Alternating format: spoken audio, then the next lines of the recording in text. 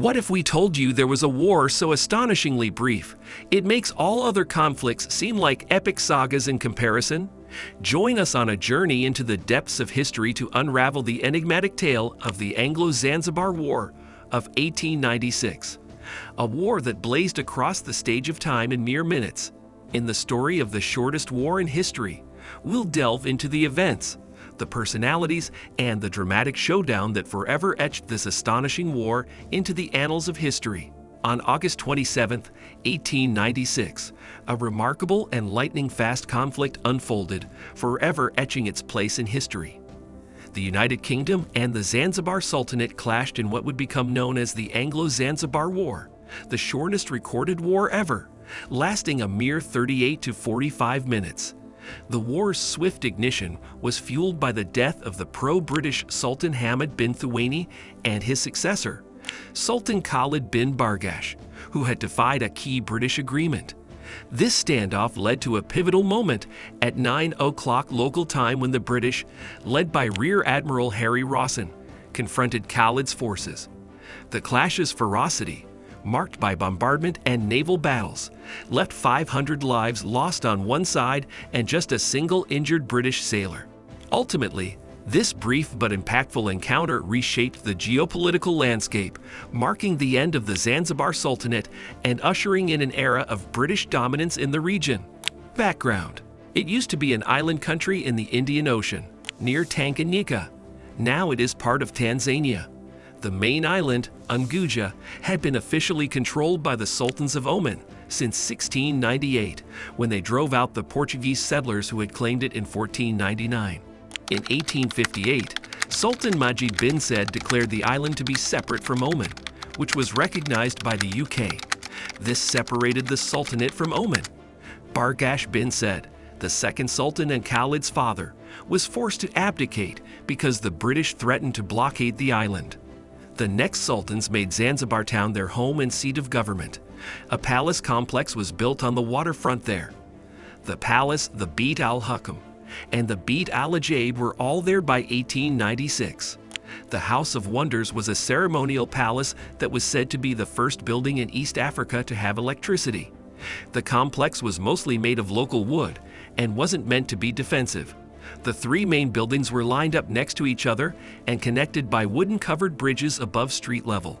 After a long time of friendly relations, Britain recognized Zanzibar's sovereignty and sultanate in 1886. They continued to have good relations with the country and its sultans. However, Germany was also interested in East Africa, and they fought for trade rights and land in the area throughout the late 1800s. Sultan Khalifa gave Britain rights to the land of Kenya and Germany rights to the land of Tanganyika, a deal that, in order to restore order in Tanganyika, Sultan Khalifa sent troops from Zanzibar led by Brigadier General Lloyd Matthews, a former lieutenant in the Royal Navy. The operation was mostly successful, but the Zanzibari people were still very against the Germans. More fighting broke out in Bagamoyo, where 150 natives were killed by German soldiers, and at Ketwa, where German officials and their servants were killed. Khalifa then allowed a lot of trade to continue. The British were also promised the right to refuse to recognize future sultans. The Heligoland-Zanzibar Treaty was signed between Britain and Germany in the same year that Ali became king. This treaty clearly defined the areas of interest in East Africa and gave the United Kingdom Germany's rights in Zanzibar. This gave the British government more power in Zanzibar, which they planned to use to end slavery there, goal they had had since 1804. Hamad bin Thuwaini took over as Sultan after Sultan Ali in 1893.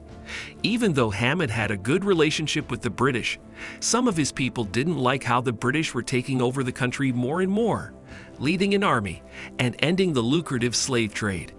To quell this unrest, the British government gave the Sultan permission to hire 1,000 men to protect the palace in Zanzibar, but they soon got into fights with the British-led police. There were complaints about how the bodyguards were acting. 25th August 1896. In 1896, the Anglo-Zanzibar War erupted following the sudden death of Sultan Hamad on August 25. His nephew, Khalid bin Bargash, disregarded British objections and took over the palace. The British had favored Hamad bin Muhammad for the throne, but Khalid persisted. Both sides gathered troops, with Khalid amassing 2,800 men and an arsenal, while the British deployed 900 Zanzibari askars and naval forces. Despite initial doubts, the British troops proved formidable. Diplomatic messages urged Khalid to desist, but he pressed on, declaring himself Sultan at 15 o'clock. The British and foreign consuls withheld recognition, marking the inception of a short-lived, tumultuous war. 26th August. The Archer-class protected cruiser Raccoon arrived at Zanzibar town at 10 o'clock on August 26 and placed herself next to the Thrush and Sparrow. The Edgar-class protected cruiser Street George, which is the leader of the Cape of Good Hope and West Africa Station, steamed into the harbor at 14 o'clock. The leader, Rear Admiral Harry Rawson, was on board, along with other British soldiers and sailors. Around the same time, Lord Salisbury's reply arrived, giving Cave and Rawson permission to use all the tools they had to remove Khalid from power. The telegraph said, "You are free to take any actions you deem necessary, and Her Majesty's government will support you in doing so. Do not, however, attempt any actions that you are not certain of being able to successfully complete." Cave tried to talk things over with Khalid again, but they didn't work, so Rawson gave Khalid a deadline. He had to take down his flag and leave the palace by 9 o'clock a.m. on August 27, or he would start shooting. In the afternoon, all commercial ships were pulled out of the harbor, and the British women and children were taken to Street George and a British India Steam Navigation Company's ship to be safe.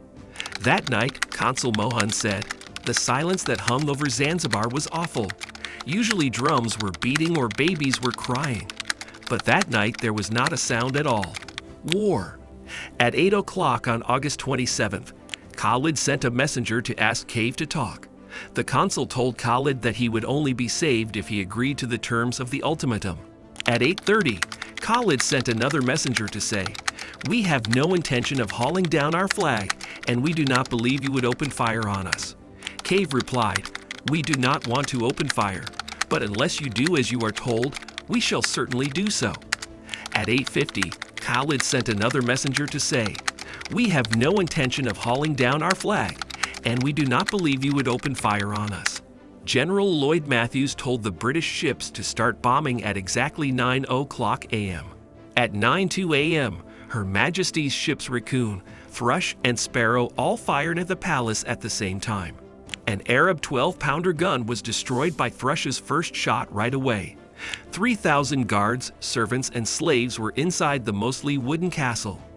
Even though there were barriers made of crates, bales, and rubber, the high explosive shells killed many of them. Sultan Khalid escaped from the palace, even though it was said at first that he had been captured and would be sent to India as a prisoner of war. A Reuters reporter said that the Sultan had fled at the first shot with all the leading Arabs, who left their slaves and followers to carry on the fighting. But other sources say that he stayed in the palace longer. When the shelling stopped around 9:40, the palace and its harem were on fire. A small naval battle happened during the bombardment when, at 9:05, the old ship Glasgow fired on the Street George with 7 9-pounder guns and a Gatling gun that Queen Victoria had given to the Sultan. The return fire sank Glasgow, but her masts stayed above water because the harbor was shallow. The crew of Glasgow raised a British flag to show they were giving up, and British sailors came to their aid. When Khalid's men fired on Reichsaskers as they got closer to the palace, they didn't hit them very hard, so there was some fighting on the ground. The fighting stopped when the shooting stopped. The town and palace were under British control, and by the afternoon, Hamud bin Mohammed, an Arab who supported the British, had been made sultan with fewer powers. During the battle, British ships and crews fired about 500 shells, 4,100 machine gun rounds, and 1,000 rifle rounds. The HMS Thrush.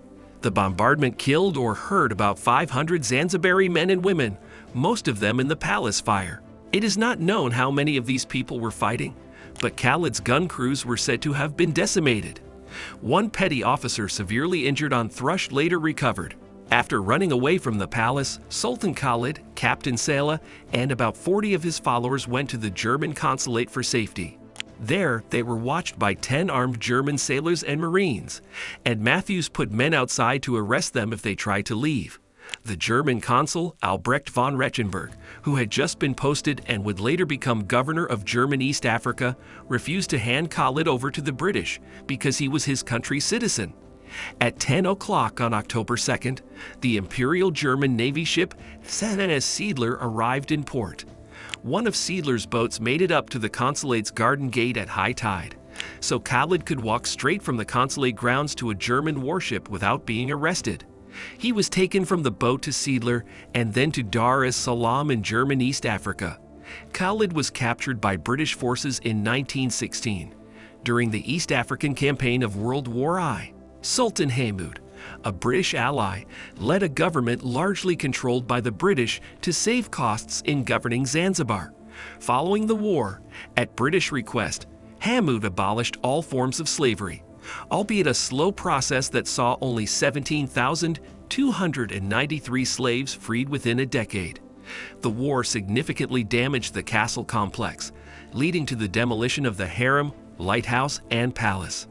The palace site was transformed into gardens, with a new palace constructed on the harem's location. The House of Wonders, mostly unharmed, became the primary British government office. During its renovation in 1897, a clock tower replaced the destroyed lighthouse. British protagonists received honors and roles for their efforts. General Raikes, leader of the Askers, earned distinctions and became the commander of the Zanzibar armies. General Matthews, the Zanzibari army commander, became the first minister and treasurer. Basil Cave, the consul, was promoted and received notable titles. Harry Rawson, who later became the governor of New South Wales in Australia, was also recognized for his work in Zanzibar. The war's success solidified British influence in the region, leading to 67 years of uninterrupted British protectorate. Duration.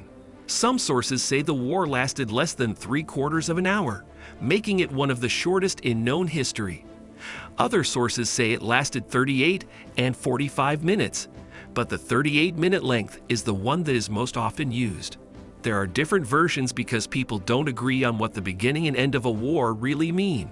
One source says the war began with the order to fire at 9 o'clock, while another says it began with the first shots being fired at 9 o'clock. In most reports, the war ended at 9:37, when the last shots were fired and the palace flag was hit. However, some say it ended at 9:45. There is also some doubt in the British ship's log books. What do you think of our video? Let me know in the comment section below. If you enjoyed this video and want to hear from me again, be sure to hit that subscribe button before you go. Thanks for watching.